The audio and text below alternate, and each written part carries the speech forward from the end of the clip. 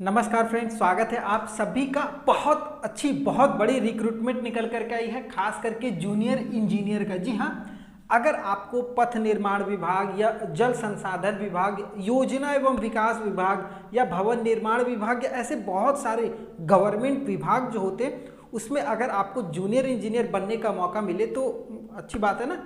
तो इन पदों पर भर्ती निकल करके आ चुकी है और सबसे इम्पॉर्टेंट ये चीज़ है, देखिए, जिसमें इसकी जिन लोगों की एलिजिबिलिटी है उनके लिए तो ठीक है, जिनके लिए नहीं है, अगर मान लीजिए आप 10th या 12th कर रहे हैं और अगर इस विभाग में कैरियर बनाना चाहते हैं तो ये वीडियो आपके लिए भी बहुत काम का है, क्योंकि आपको एक आइडिया मिलेगा कि हम कैसे आगे तैयारी करें कि इस विभाग में हमारी नौकरी जो वो लग सके। ये पूरी तरीके से गवर्नमेंट जॉब है और ये कहाँ से निकली है वो बहुत इंपॉर्टेंट है। ये BTSC, जी हाँ, BTSC मतलब बिहार टेक्निकल सिलेक्शन कमेटी जो होती है, जो भी बिहार का तकनीकी सेवा चयन आयोग जो भी है, वहाँ से जूनियर इंजीनियर के पद पर ये भर्ती निकाली गई है। और इसका ऑफिशियली नोटिफिकेशन 2023 में 25 अप्रैल को जारी कर दिया गया है।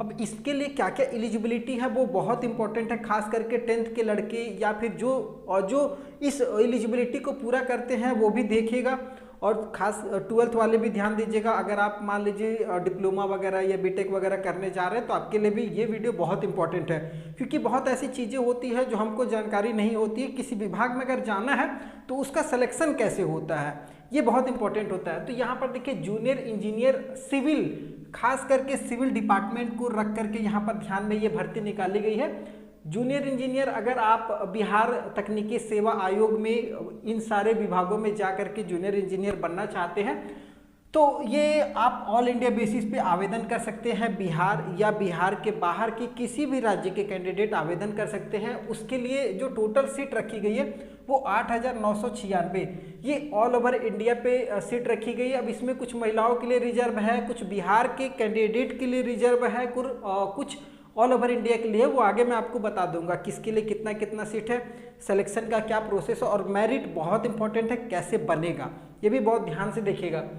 फॉर्म जो है वो 22 मई से चालू होगा, मतलब अगर देखा जाए तो लगभग एक महीना मान करके चलिए, एक महीने का समय है। और नोटिफिकेशन इस तरीके का थोड़ा सा पहले जारी इसलिए किया जाता है क्योंकि आप अपनी एलिजिबिलिटी को चेक कर लीजिए और अपनी तैयारी को और अच्छे से प्रिपेयर कीजिए। तो उस तैयारी के लिए भी समय है, 22 मई से आपका फॉर्म भरा जाएगा।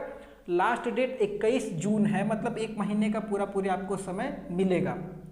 ठीक है, फॉर्म फी बात कर लेते हैं, इसके बारे में भी बहुत लोगों का इस पर ध्यान रहता है। अगर आप जनरल, EWS और BC कैंडिडेट हैं तो 600 रुपये आपको लगेगा, या फिर बिहार के बाहर के कोई भी कैंडिडेट है तो उनको भी 600 रुपये ये फ़ी देना पड़ेगा। अगर SC ST हैं, बिहार के हैं तो 150 रुपये आपका फ़ी लगेगा। लड़कियाँ अगर है बिहार की हैं और अगर अदर किसी मतलब किसी कैटेगरी में भी हैं तो आपकी फ़ी जो है 150 रुपये। बिहार के बाहर के कोई भी हो 600 रुपये आपको देना होगा। तो ये आपका बेसिक ये डेट याद रखिएगा, 22 मई से फॉर्म भरा जाएगा। ठीक है, एज की बात करेंगे तो 18 से 37 साल, ये जनरल कैंडिडेट है। अगर आप मेल हैं तो आपके लिए ये एज मान्य होगा। बहुत सारे आप डिपार्टमेंट में देखेंगे जनरली 18 से 28, 30 ऐसी एज रहता है। ठीक है, लेकिन यहाँ पर 37 साल है, तो ये बिहार, झारखंड वगैरह स्टेट में अच्छा है। और ये एज कब कंप्लीट होना चाहिए तो 1 अगस्त 2023 को आपका अगर 18 साल हो जा रहा है तो भी भर सकते हैं, और 37 साल से ज़्यादा तो नहीं होना चाहिए जनरल में। अगर यही जनरल में महिलाएं हैं, लड़कियां हैं तो आपको 40 साल तक चलेगा। BC EBC अगर बिहार के हैं तो आप भी 40 साल तक आवेदन कर सकते हैं। SC ST अगर बिहार के हैं तो 42 साल तक आप आवेदन कर सकते हैं। इसमें महिलाएं भी हैं, अगर SC ST में महिलाएं भी हैं तो आप भी 42 साल तक आपको एज में छूट मिलेगी। ये सब सारा एज 1 अगस्त 2023 तक कैलकुलेट होगा। तो एज का मतलब लगभग फंडा आपको समझ में आ गया होगा। एजुकेशन की बात करेंगे तो मैंने आपको शुरू में बताया जूनियर इंजीनियर का पद है सिविल डिपार्टमेंट में। तो अगर आपने डिप्लोमा अगर आपने सिविल इंजीनियरिंग से किया हुआ है, AICT या UGC से अप्रूव्ड किसी भी कॉलेज से, या तो बिहार के किसी कॉलेज से किया हुआ हो या बिहार के बाहर से, दोनों यहाँ पर अलाउ कर सकते हैं। या फिर सिविल इंजीनियरिंग के समानांतर कोई भी कोर्स अगर आपने किया हुआ है 3 साल का तो आप यहाँ पर आवेदन कर सकते हैं। 3 इयर्स का आपका डिप्लोमा जरूरी है। क्लियर हो गया होगा एजुकेशन। आगे बात करेंगे सैलरी, 9,300 रुपये से लेकर के 34,800 रुपये का पे बैंड 2 का सैलरी आपको मिलेगा, जो कि 46 रुपये ग्रेड पे में आपका सिलेक्शन होगा। और ये पूरी तरीके से गवर्नमेंट जॉब है। ठीक है, तो ये इंपॉर्टेंट है। उसके बाद अब आगे हम लोग बात करेंगे ये अनुभव कैसे निकालें, ये बाद में, ये आपको बाद में बहुत काम आएगा, कैसे निकालना वो मैं आपको बता दूंगा।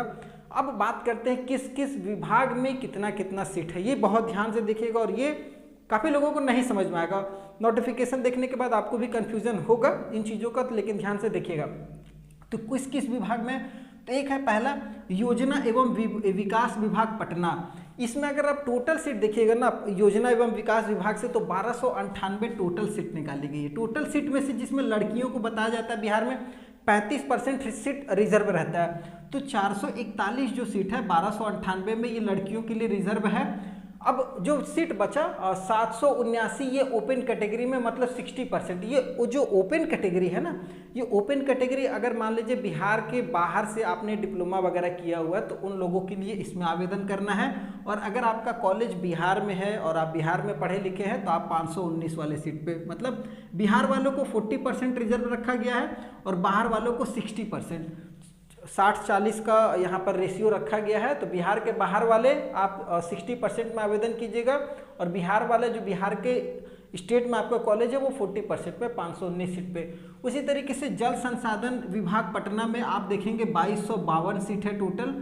नगर आवास एवं विकास विभाग में 455 सीट है। पथ निर्माण विभाग में 576 सीट है। भवन निर्माण विभाग में 344 है। लोक स्वास्थ्य अभियंत्रण विभाग में 689 सीट है। उसी तरीके से ग्रामीण कार्य विभाग पटना में आपको 1012 सीट है और लघु जन संसाधन विभाग पटना में आपको 362 सीट है। ठीक है, तो ये आपका लगभग लड़कों के लिए है। अगर टोटल सीट की बात करेंगे तो 6988 जो सीट है ये लड़कों के लिए हो गया। अब जैसे टोटल सीट था 8996, तो 6988 सीट तो लड़कों के लिए हो गया।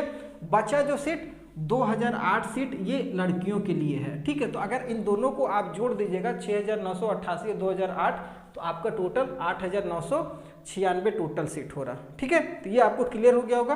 तो 2000 सीट लड़कियां के लिए है। लड़कियां भी ध्यान दीजिएगा, आपके लिए बहुत अच्छा अपॉर्चुनिटी है जूनियर इंजीनियर बनने का। और एक रुतबा तो आप जानते ही है भाई जूनियर इंजीनियर का। ओपन कैटेगरी में टोटल अगर सीट की बात करेंगे बिहार के बाहर के अगर आपका कॉलेज है तो आप 4193 सीट पे आवेदन कर सकते हैं। अगर बिहार में आपका कॉलेज है तो आप 2795 जो सीट है इस पे आवेदन कर सकते हैं। टोटल सीट 8996 है और आप इस विभाग में आवेदन कर सकते हैं। जब आप फॉर्म अप्लाई कीजिएगा तो आपको किसी एक विभाग को यहाँ पर सिलेक्ट करना पड़ेगा, जो भी आपके लिए या आपके अनुसार जो बेस्ट विभाग हो आप उस विभाग को यहाँ पर सिलेक्ट कर लीजिएगा। ठीक है, अब बात होती है सिलेक्शन प्रोसेस की। देखिए सिलेक्शन प्रोसेस में बताया गया है कि भाई हम एक CBT एग्ज़ाम लेंगे, हम नहीं मतलब BTC लेगी, तो BTSC एक रिटन एग्ज़ाम लेगी। रिटन एग्ज़ाम प्लस अगर मान लीजिए आपके पास एक्सपीरियंस है, जैसे काफ़ी लोग संविदा पे भी जॉब करते वगैरह हैं या प्राइवेट में कहीं जॉब किए, गवर्नमेंट में कहीं किए, केंद्र सरकार के अंतर्गत, राज्य सरकार के अंतर्गत, अगर आपके पास अनुभव है तो उसका भी लाभ आपको मिलेगा, प्लस रिटन एग्ज़ाम होगा। तो सिंपल सा एक रिटन एग्ज़ाम आपको लिया जाएगा। अगर रिटन की बात करेंगे तो 100 प्रश्न आपको देखने को मिलेगा, 100 नंबर का एग्ज़ाम होगा, मतलब हर एक सवाल एक नंबर का रहेगा। और अगर नेगेटिव मार्किंग की बात करेंगे तो 0.25 का नेगेटिव मार्किंग। समय 1 घंटा मान लीजिए आपको दिया जाएगा, 1 घंटा या हो सकता है 1.5 घंटे का समय आपको दिया जाएगा, 100 प्रश्न रहेगा। अब अगर सवाल की बात करेंगे किस सिलेबस आपका सवाल रहेगा, तो कार्य क्षेत्र मतलब आपके सिविल डिपार्टमेंट से या सिविल ट्रेड से 80 सवाल रहेगा। मतलब ये तो आपके लिए सोने पे सुहागा है भाई, 80 सवाल आपके खुद के डिपार्टमेंट से पूछा जा रहा है और बचा 20 सवाल वो सामान्य अध्ययन से आपका 20 सवाल रहेगा। मतलब 100 प्रश्न आपका इस तरीके से हो जा रहा है।